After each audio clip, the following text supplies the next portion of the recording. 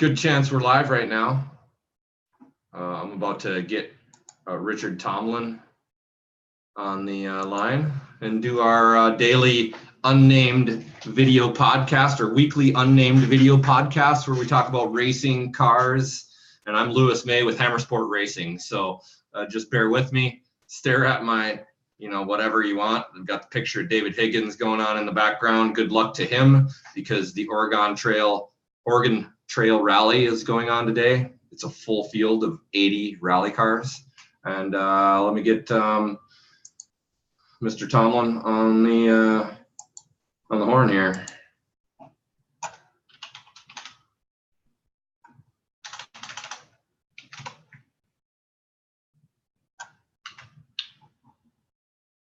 Of course.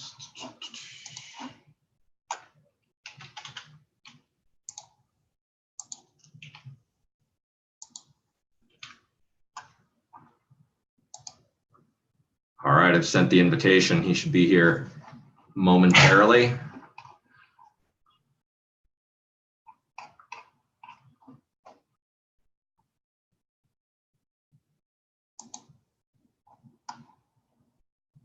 Yeah, we're live. Pretty cool. So, any moment now. Hey, good morning, Monica.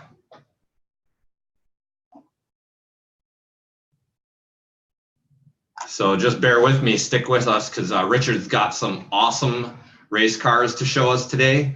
He's going to be joining us via his cell phone. We use Zoom call for this sort of stuff. So, and it's getting posted live to all of my internet feeds. I have basically with HammerSport Racing, we have Facebook, HammerSport Racing, and then I've also got my YouTube channel, which should be HammerSport one word Racing.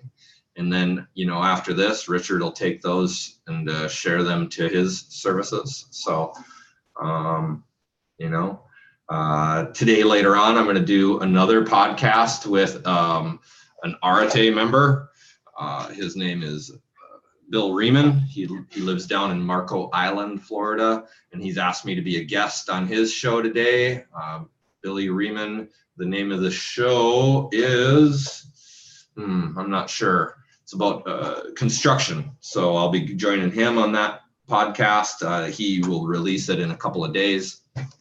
And that's going to be about, today we're just going to discuss the roofing company that I work with, Skylight Roofing. And, he's doing the podcast to educate the consumer about making good purchases and dealing with the construction industry. So later on, that should be interesting for me and for others. So, and bear with me, I'm just kind of online here doing the different things that I have to do to kind of make this all happen smoothly. Run smooth. I'm going to share my screen with you if you haven't seen this before. This is my website for HammerSport Racing. Nothing too crazy, but there it is. So that was us, actually a photo. Let me go back to that. That was a photo last year's New England Forest Rally. Pretty exciting for us. That was our first rally ever. This picture of the car, another picture of the car. That's George Hammerbeck. He's the driver. This picture is awesome. It's probably one of the best photographs we've had. So that's hammersportracing.com if you ever want to go to that. So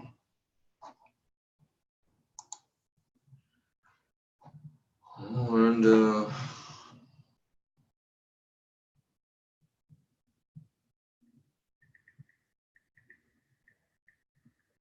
just letting Richard Tomlin know that we're all set to go. It's not going to be a long podcast, probably about 20 minutes at the most. I think he mentioned a classic race car that he's built. So we'll leave that to him to surprise you all. And then more of a modern race car. So, and we'll probably just get into some of the differences between those two cars. and just go from there. So I don't know if you if you haven't been to my YouTube channel. We don't have a ton of videos up there, but we do have a good maybe 10 videos, kind of different unique videos about racing. My YouTube channel, or should I say our YouTube channel, is HammerSport, one word, Racing. Pretty easy to find. Love it if you'd subscribe to that. Always looking to, just build our brand and share what we're up to. Our goal with HammerSport Racing is to help the racing community and by educating people who want to become involved. So kind of a goal is to help spectators transition into participants and get involved actually doing something in the sport of motorsports and racing. So we'll probably have through time, we'll have different guests on this podcast. I call it a video podcast because I don't like the word blog. But on this video podcast, we'll have different guests, probably get some motorcycle enthusiasts, some boat enthusiasts, just all kinds of different people in the world of motorsports. And we want motorsports to be inclusive. We want people to feel like they belong in motorsports if that's what they love. So always want to hear your questions. Here's Richard. We always want to hear your questions or comments. So, on my Facebook page or on the YouTube channel, however you want to do that, there's always a comment section below. If you have questions about anything to do with motorsports or racing, that'd be, how to build it, where to get involved. Eventually we're going to do a whole video podcast about what's the least expensive way to get into racing, different ways to educate yourself, stuff like that. So Richard's joined me on the line here. I don't know if you can hear me, Richard, and I don't know if you are muted, but this is Richard Tomlin with Apex Auto Works, and if I remember correctly, he's in Houston.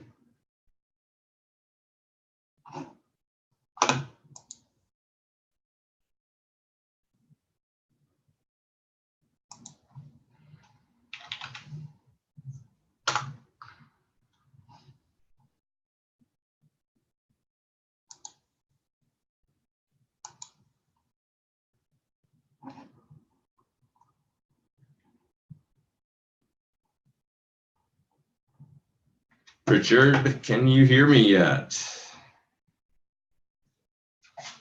No.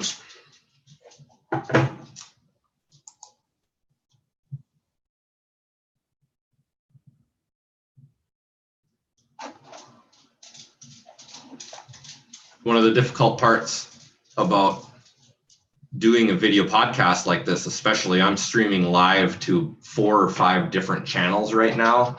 So you always are learning about the setup times for technology, and then everything, once you go live, everything is more difficult. So there we go. We got Richard on the line twice. Hey, Richard, I was actually going to suggest to you that you could go.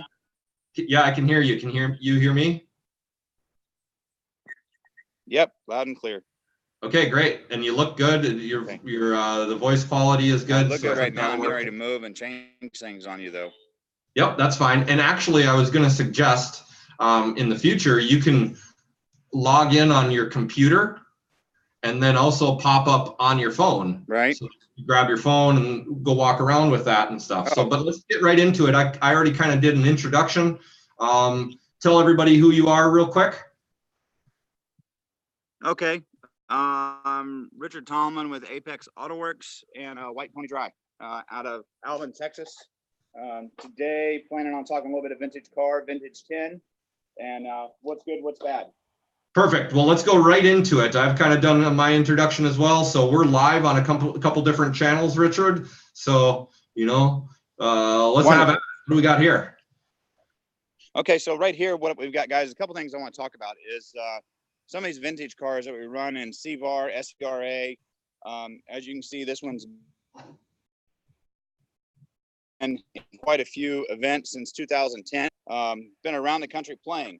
Well, the net worth on a car like this, I'm going to say, is north of $75,000 to $80,000. Dry sumped, massive. And what do we have here? Axle that the car was.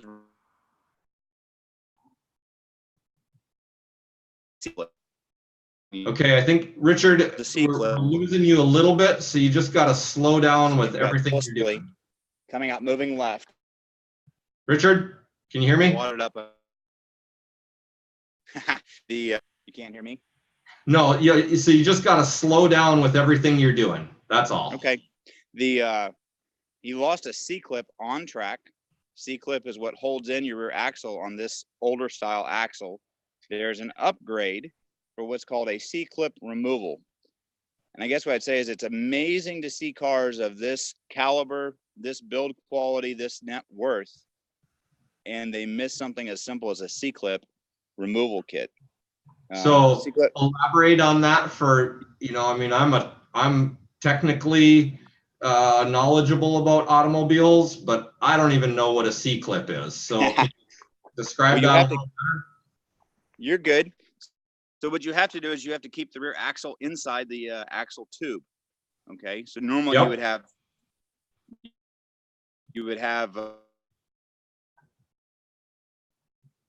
or outer shaft. Outer tube shaft goes through the middle of the tube, and then in this area you're gonna have a C clip, and basically it just looks like a C, like a snap. Oh, it's the ring that snaps in and holds something in. Together. Everybody thinks your wheel stud stuff. Exactly. Well,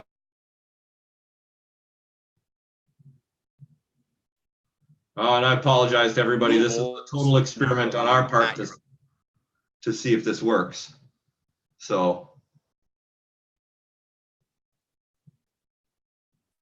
hey, Richard, can you try switching your phone to just to using cellular data instead of Wi-Fi? Because when it's connected to the Wi-Fi in your house, it might be too far away from the house to really be working. Okay, I'm working on that right now.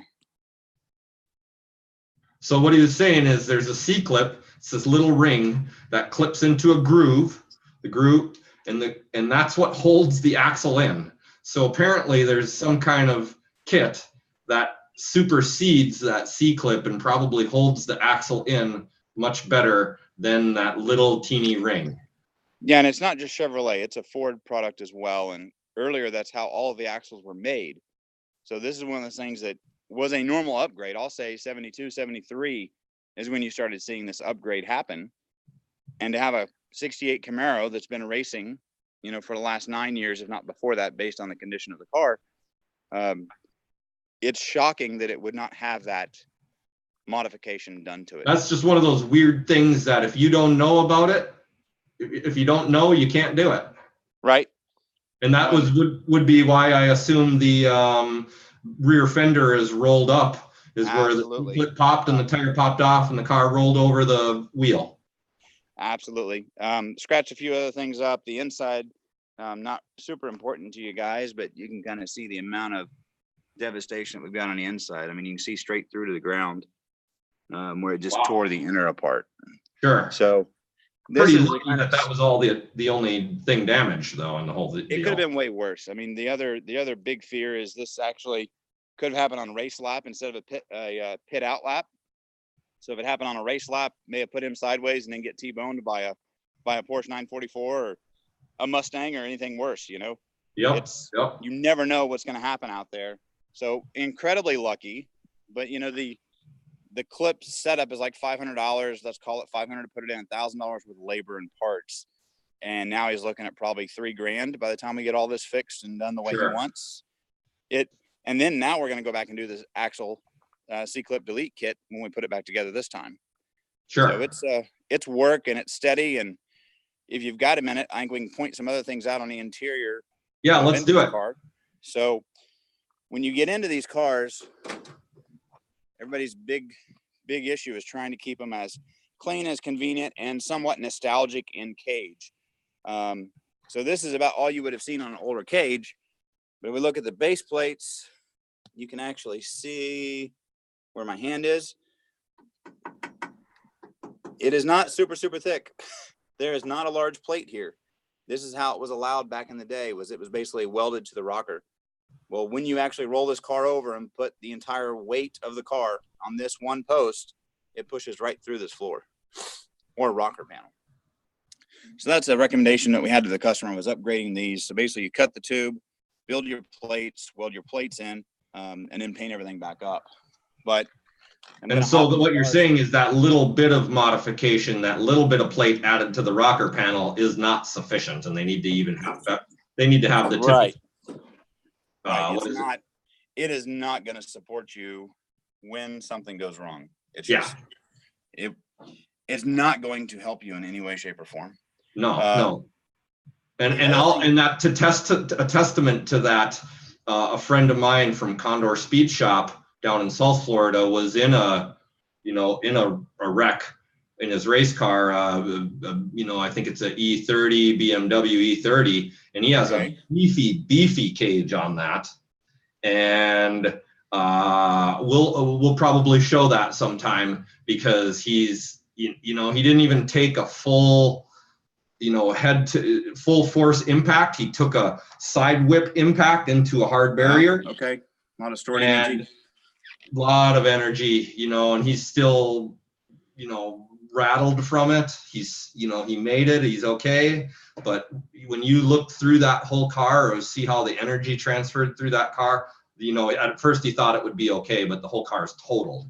And his cage is 2 or 3 times as beefy as that one. Right. And then you get into the size of the car that's going to take the impact. So that's a heavier car. That car might have more horsepower than he was running too. Yeah, power to weight ratio is pretty good on this one. It's a big block that makes wonderful noises, and we'll fire it up before we let go here.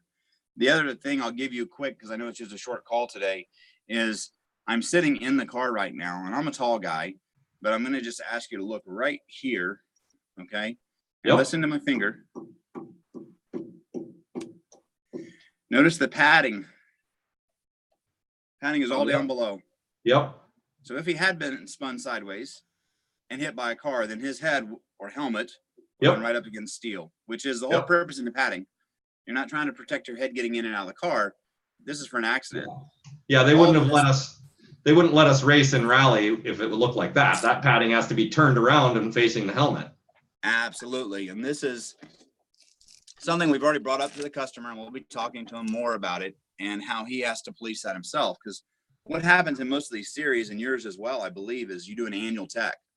So annual tech day, it may be turned around, because if we look at the lower section right here, it's all correct. It's going to protect my knee and leg. Okay. Yep. But as soon as you come up, you can see where it's turned. Well, it's probably him grabbing it on it with his hand, that's turning it here and causing it to turn as it goes back.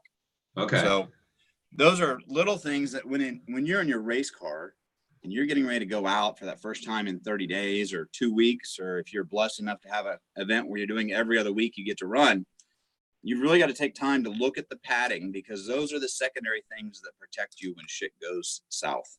Because things will go south. As long as you're racing and playing, it's going to happen. Yep. And you've got to be ready for it. You spend the money on this stuff. I mean, this stuff here is $50 per 3 foot. Yeah, it's not cheap padding. So spend the time to do the right thing. You'll be a whole lot happier. Yeah, I agree. And it's cool, actually. The ARA, the rally, association that we run in, they do a tech inspection every single race. So you don't get through if everything isn't right. Yeah. Well, keep in mind too that I have this theory of not trusting inspectors, because I've been an inspector. I've been at events where I've had to inspect 120 cars, and do I inspect those 120 the way I do my own? No. Okay, event sanctioning body, what do you want me to inspect? Okay, well, I want these 4 things. And you run through those 100 cars, checking those 4 things. So and it's the most important things are the safety things, like having the plate on the bottom side of the car that the buckles are attached to, that the safety is attached to. Yep. Like 2x2 square plates at a minimum. And those are the hardest things for the safety guys to check too, because in our case, that might be covered up by another skid plate in some spot. Another skid plate. Yeah, they trust that you're not going to go out there and try and kill yourself is the other thing, right? They trust that you're going out there with your best foot forward. And sometimes it is, but sometimes things get missed. And what I'm saying is, we set up an annual inspection. that we do for people. They bring us their car, they pay us $100, and we'll spend 3.5, 4 hours going over the car with little awesome stuff. Well, it's an additional service, right? It's something that we know we're making them safer long term, and anything we find, we educate them on what's happened and why. So you should have a local shop near you that's willing to go through your car, because a second opinion is worth every penny you're going to pay for it. Absolutely. Let them look at it. Let them see what they see. I love that. And that's a testament to Apex Auto Works and you, Richard, just that you're doing the right thing out there. So kudos. Yeah. Do what you got to do, right? Well, not really. Everybody does what they got to do. You're going the extra mile and you're doing the right thing, My theory, as we talked last week, is I want to make sure that all of my customers come back to me. By not having something correct, they may not return. Absolutely. And that's figuratively and realistically. You've got to go beyond. Totally. Let's rattle through a couple more things. You want to have anything else in this car to show? At the shop, we've got other cool stuff. I'm going to fire this one up and then we'll get out of it because it makes wonderful noises. Okay, great.